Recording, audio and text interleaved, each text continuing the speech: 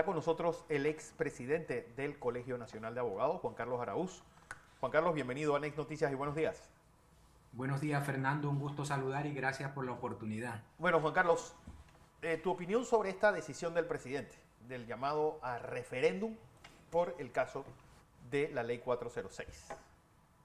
Yo creo que agrega complicaciones al escenario porque se confunden los temas. Yo creería que el momento era propicio para poder explicar la situación real, la jurídica, de lo que tiene el Estado panameño frente al contrato de la minera, porque el tema es que una vez ha nacido a la vida jurídica este instrumento, Ajá. lo que hay son compromisos y esos compromisos en caso de incumplirse traerían consecuencias. Y eso es justamente el tema que va ligado a las demandas de inconstitucionalidad que se han presentado, porque hay que recordar que las demandas no hacen solamente un ejercicio de derecho, es decir, esto no es una evaluación académica de los textos constitucionales, sino que lo que la Corte hace es una evaluación de la conveniencia al momento de desaparecer una norma jurídica o un acto jurídico.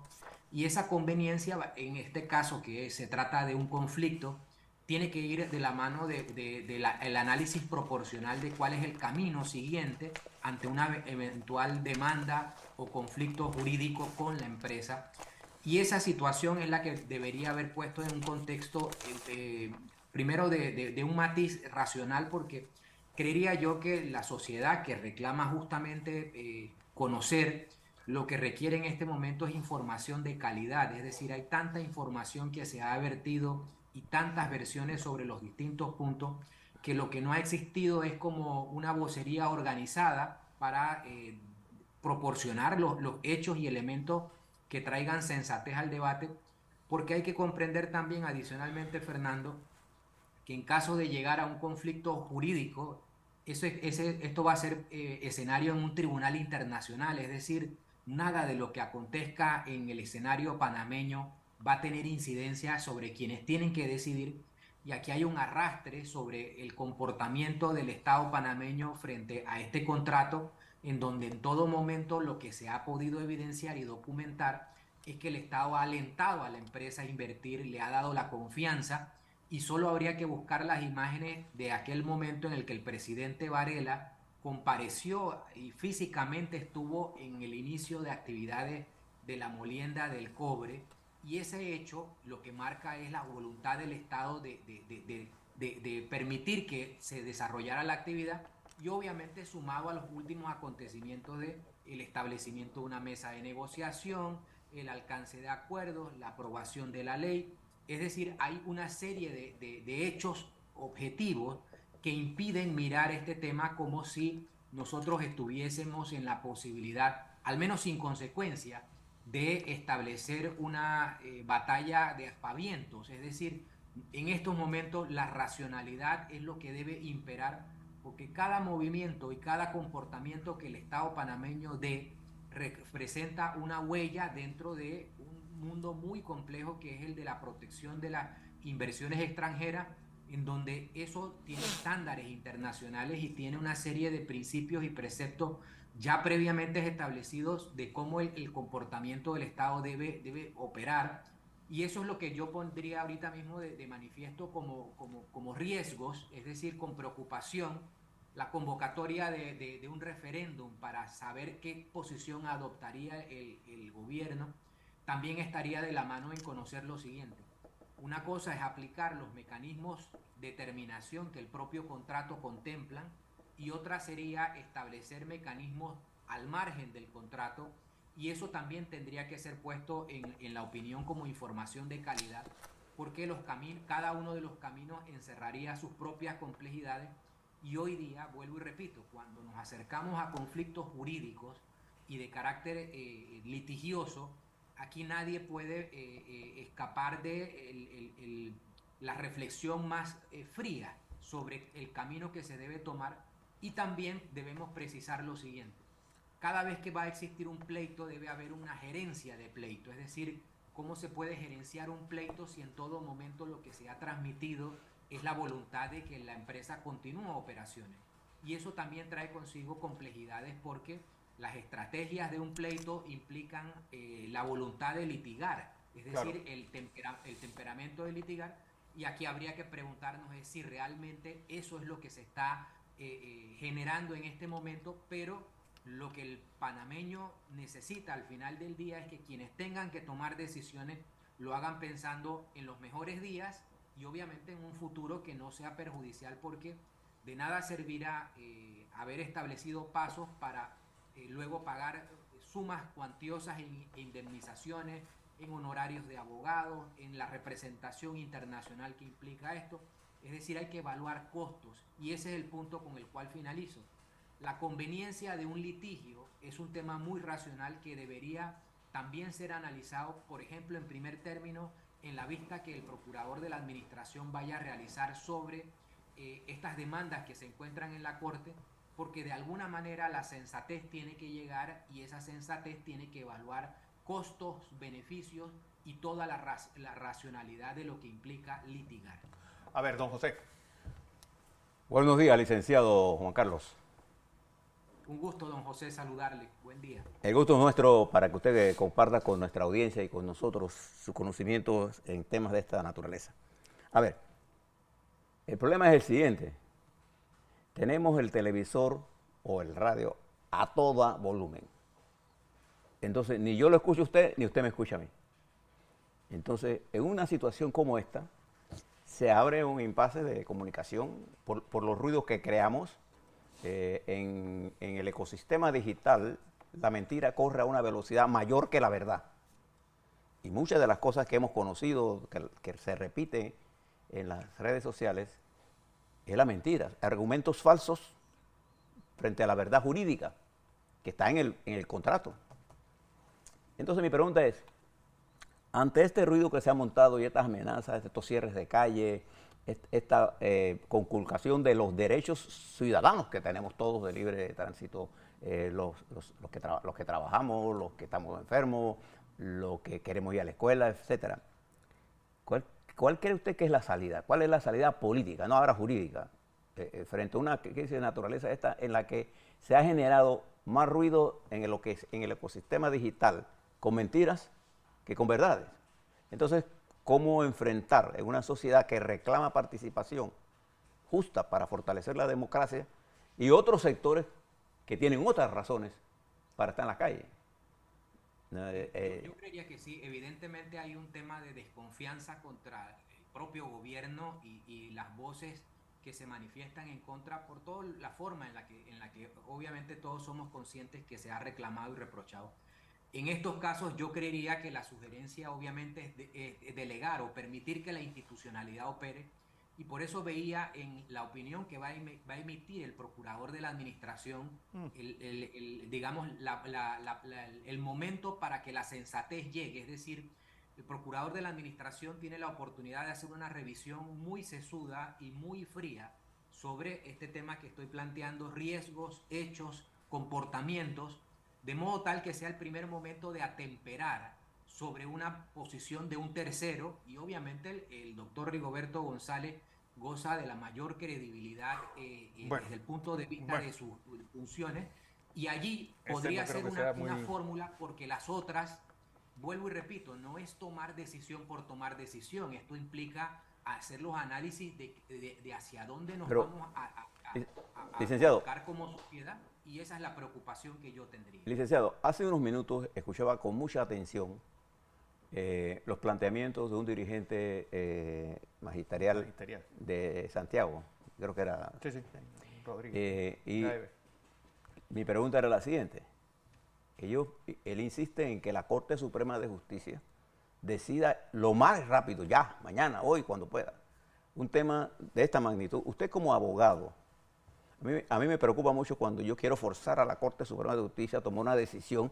Primero, que el tema bajo su consulta toma tiempo de estudiarlo, ¿no? Porque no solamente se trata de dar una solución, se trata de estudiar los efectos de cualquier decisión, financieros, sociales, laborales, todo lo que implica el Estado, no del presidente Cortizo, sino de las administraciones subsiguientes. Claro. ¿Qué efecto tiene esto? Entonces, esta presión de querer porque las fuerzas de la calle determinan lo jurídico. ¿Usted qué piensa de esto, de que las fuerzas de la calle determinen lo jurídico, mientras lo jurídico tiene el tiempo judicial? Hemos aprendido aquí en la televisión, sí, es a una velocidad y el tiempo de la noticia es a otra velocidad. ¿No le parece? De producirse en medio del conflicto, que es la vocería de la sociedad, y con la presión que va a doblegar a la Corte a producir una respuesta apresurada, obviamente es un debilitamiento de la propia justicia. Y lo que nunca vamos a aceptar como abogados es que las decisiones sean al calor de lo que alguien pueda presionar. La Corte tiene que tener la capacidad y la entereza de soportar y resistir, porque lo que se va a producir allí, vuelvo y repito, es una decisión con consecuencias en todo sentido que va a afectar generaciones. Y ese hecho también permite saber lo siguiente: nada que esté vinculado a justicia usted lo puede ligar a clamor popular, porque para eso existen reglas. Y cuando usted tiene un Estado de Derecho y tiene una legislación y tiene una construcción sobre cómo debe operar en cada situación el Estado, obviamente usted no puede pretender que para un caso nos la saltemos y que para otros no. Eso es lo que ha traído a lo largo del tiempo las complicaciones de la credibilidad de la justicia, pero en estos casos en donde se podría, digamos, evidenciar de una forma latente que si se pide y se exige de esta manera, la Corte lo entrega, nosotros estaríamos construyendo el debilitamiento del Estado de Derecho, porque lo que vendría ya sería que las insatisfacciones no van a ser sobre el contrato o sobre la minería, sino que en todo momento este va a ser un mecanismo con el cual se sabe que la institucionalidad se doblega. Aquí lo que tiene que haber información de calidad, aquí tiene que haber el acompañamiento de las autoridades y obviamente el soportar la crítica y enrostrar los hechos de cada momento, pero yo no sería partidario en ningún momento, ni que la sociedad, ni que los medios, ni que ningún sector influyente de la sociedad tenga la capacidad de doblegar el sistema judicial o arrodillarlo de forma tal que nos podamos saltar todo el tema del engranaje, del protocolo, ritualidades y lo que todos sabemos de cómo opera la justicia. Licenciado, en mi caso en particular, sí, me ha tocado leer a profundidad artículo por artículo de esta ley. La he revisado, la he comparado con la del 97, la he comparado con el mercado internacional, he puesto las corridas financieras del gobierno, etc. Me ha tomado meses estar al día de ese proceso. Como consecuencia de esto, me es fácil determinar cuando un argumento, por ejemplo, que lo acabo de escuchar no hace mucho aquí en esta televisora, de un dirigente magisterial en la que decía que allí se procesaba el oro y no se pagaba. Eso es totalmente falso. Los que escondían el oro dentro del cobre. Sí, cosas como esa, pues. Ignorando que hay un engranaje judicial que determina, el mercado del cobre no está determinado por Minera Panamá ni por First Quantum. Este es un mercado que va a bolsa y que tiene regulaciones muy estrictas, sobre todo después de los escándalos de Indonesia. Pero, ¿cómo elevar el nivel de conocimiento de la gente de un contrato que muchos no se han leído, sino que viven de lo que oyeron? Y lo que oyeron dista mucho. Hay gente que dice, por ejemplo, que hay un túnel que se construyó para pasar un río. Hay gente que dice que un río desapareció. Cosas que no se asemejan a la verdad. Pero las mentiras movilizan a las masas más rápido que la verdad. Pero tampoco han medido, licenciado, las consecuencias financieras de la nación en el corto y mediano plazo, y qué cosas yo tengo que sacrificar para hacer frente a las faltas de ingresos y a sacar a 40.000 trabajadores del área. ¿Usted qué piensa de todo esto? Usted como abogado, que una corte, a mí me preocupa esto, ¿cómo la corte puede decidir tan ya? Una cosa es que para entenderlo tiene que conseguir todos los documentos, todo estudiar el mercado, cómo se afecta todo esto, cuál es la verdad de fondo de todo esto, y qué decisión está detrás de todo eso. ¿Usted cree que eso se puede hacer en un par de días? Claro que no. O sea, y agregaría también lo siguiente. O sea, yo quiero insistir en lo siguiente. En la evaluación de riesgos y en el cálculo de la conveniencia, supongamos que nos encontrásemos ante el eventual conflicto de un pleito que supere 1.000 millones de dólares. Y la primera situación que el Estado panameño va a enfrentar es que va a tener que contratar abogados internacionales para la representación del Estado. Y supongamos que esa factura de honorarios de abogado supere los 500 millones de dólares solamente para hacer frente al pleito. Eso me lleva a un juego de racionalidad de decir, pero si es que el Estado panameño no tiene para satisfacer las entidades en lo que tiene que estar para estar arriesgando simplemente en un pleito que obviamente la racionalidad implica lo siguiente: toda relación comercial puede tener conflicto, toda relación comercial puede tener fractura, pero la voluntad de las partes siempre va a ser salvar la relación de alguna manera, y es el punto con el cual habría que colocarse. Desde el punto de vista de qué debe hacer la Corte, si debe responder simplemente o escuetamente a un sí o a un no, allí estaría un ejercicio de responsabilidad en el sentido siguiente: el análisis de todo lo que implica la relación histórica de este contrato, los momentos en los que se dio la declaratoria de inconstitucionalidad, la nueva negociación, la solución del problema que se ha presentado, implica que esa sentencia sea justamente el carácter más ilustrativo, que permita justamente que las distintas grupos dentro de la sociedad encuentren las explicaciones, que obviamente hay que reconocer que aquí la falta de explicaciones ha permitido que el vacío se llene con leyendas urbanas y Sí. con todo el tema de los mitos que en este momento se plantean como verdades. Y ese hecho ahora tendría que buscar que la institucionalidad sea responsable, que es la Corte, de ser ilustrativa, porque al momento de arrojar una conclusión y llegar a esto que explico de la no conveniencia de declarar la inconstitucionalidad de un contrato de esta naturaleza, implica obviamente que haya respuestas y que haya análisis y que haya un cálculo. Y yo inicio por lo siguiente: dedicar al menos 500 millones de dólares en un cálculo aventurero, porque es un cálculo aventurero, para defender al Estado. Yo prefiero decir es que esos 500 millones de dólares que voy a utilizar de esa manera los utilizo en el hospital oncológico, lo utilizo en infraestructura, educación, carretera.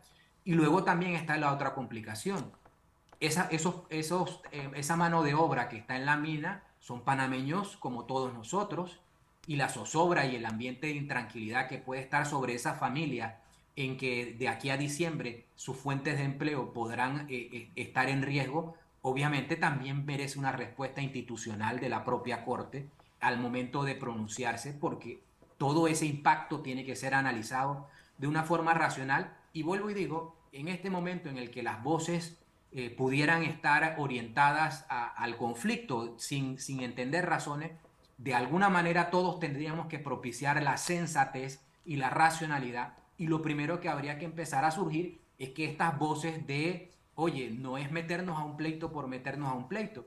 Y en el caso de los abogados, todos somos conscientes de lo siguiente: muchas veces nos llega a nuestro despacho alguien con toda la intención de litigar y con toda la voluntad de establecer un pleito, pero en la medida que el abogado se sienta a analizar hechos, documentos, pruebas, luego uno poco a poco va a disuadir al cliente de meterse a un pleito cuando uno sabe que no tiene las herramientas para construir un pleito.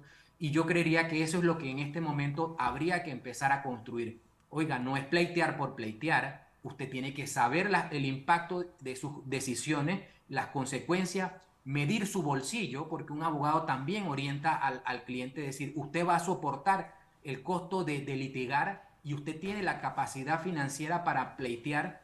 Esas reflexiones son las que a mí me gustaría dejar en la conversación como el elemento de que en este momento que se toman decisiones y todo pareciese orientarse en un reclamo para que el Estado entre en un pleito, yo traigo a la reflexión es si realmente estamos preparados para pleitear, y sobre todo quién va a liderar el pleito, porque para esto se necesita también la cabeza de quién va a gerenciar un pleito de esta naturaleza, y si realmente los hechos que han acontecido en relación al contrato permite que se gerencie con efectividad, o simplemente estamos generando un conflicto que nos va a traer consecuencias tanto para esta generación como para las próximas, porque se trata de la inversión más grande que se ha realizado dentro del territorio nacional de capital privado, y asimismo se hará el impacto en el caso de que se demuestre que ha habido simplemente incumplimientos atribuibles al Estado. Juan Carlos Araúz, como siempre, gracias por esta participación.